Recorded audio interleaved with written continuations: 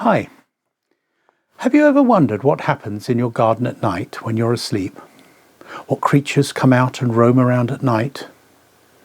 I think you'd be very surprised. I was.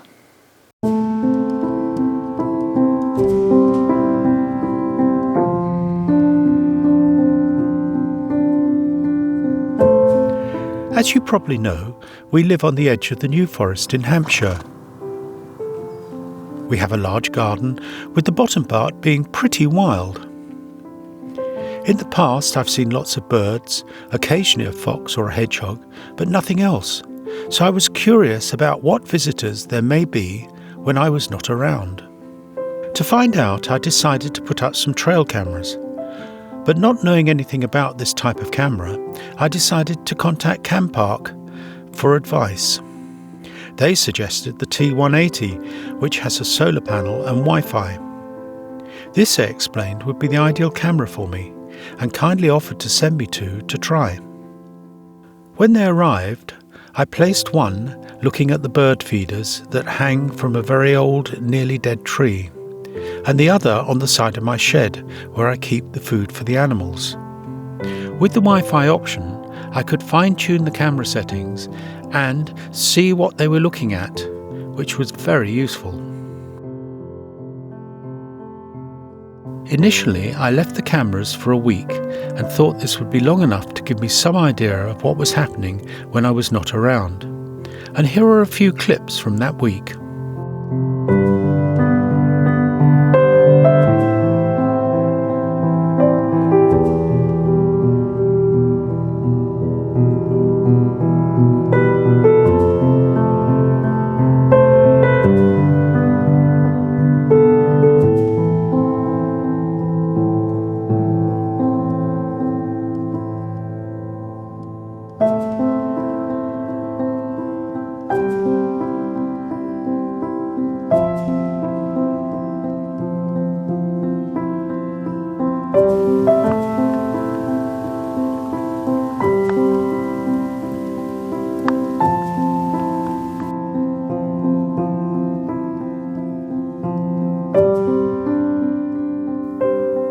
Over the following weeks, foxes seemed to come every night, and often they visited during the day, especially when the birds were around as a food source. Rats were around most days, and some of them seemed not to mind a quick swim.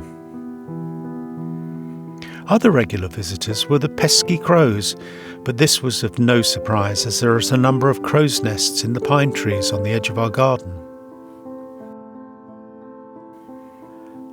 As time went on, I became intrigued to find out where the foxes lived.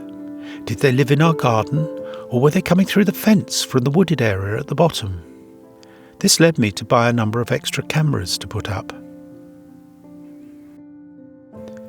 Having seen the foxes coming up the path past a pile of wood, left from chopping down some rather overgrown leylandi, I decided this may be a good place to put one of the cameras.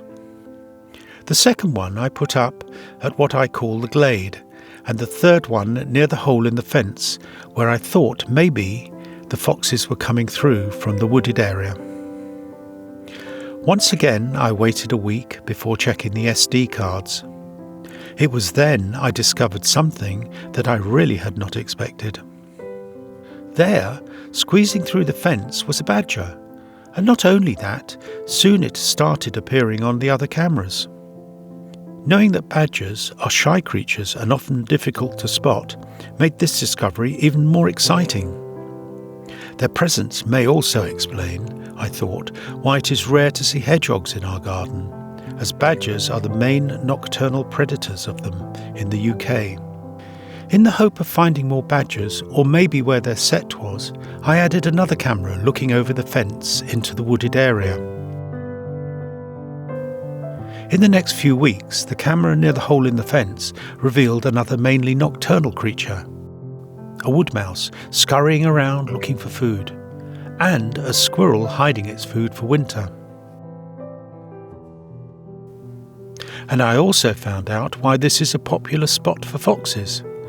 If you look at the ground in this speeded up shot, you will see a wonderful larder of food moving the leaves and twigs.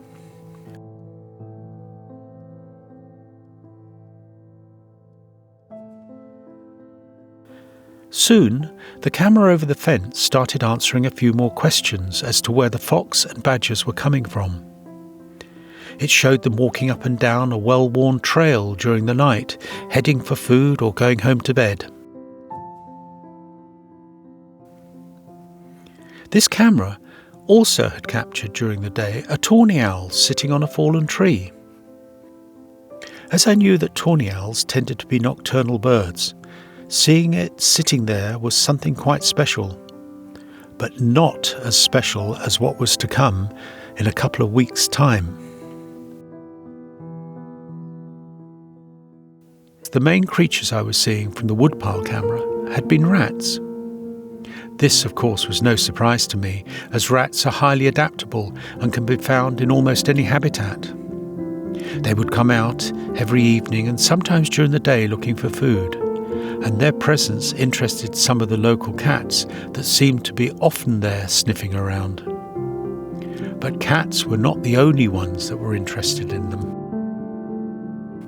Having moved the camera to be looking more downwards, one evening there in the middle of the picture was the tawny owl. After a few seconds it took off, and in its claws one of the many rats. I have slowed this down so you can see it more clearly.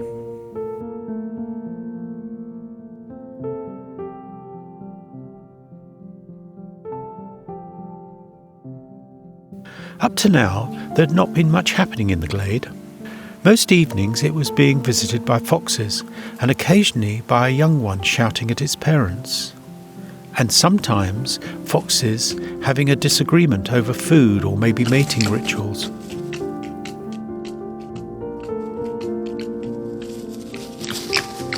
Occasionally I had seen a badger passing through, but this evening there was a fox eating in his pathway. Now I would have expected the badger to scare off the fox, because even though I knew that foxes and badgers often were in competition for food and territory, due to the badger's incredible strength, it normally will see off any predators, even those much larger than itself. But not this time. Early one morning in December came the final surprise of the year. Over the fence in the wooded area, there was a family of roe deer grazing on the ferns. No one I have spoken to in our neighbourhood had any idea they were living there so close. What a wonderful way, I thought, to finish off the year. Well, that's a little of what goes on in our garden when we're not around. Things we were certainly not aware of. Over the winter period, I'm going to put up some more cameras, and we'll make another film on what new adventures they reveal.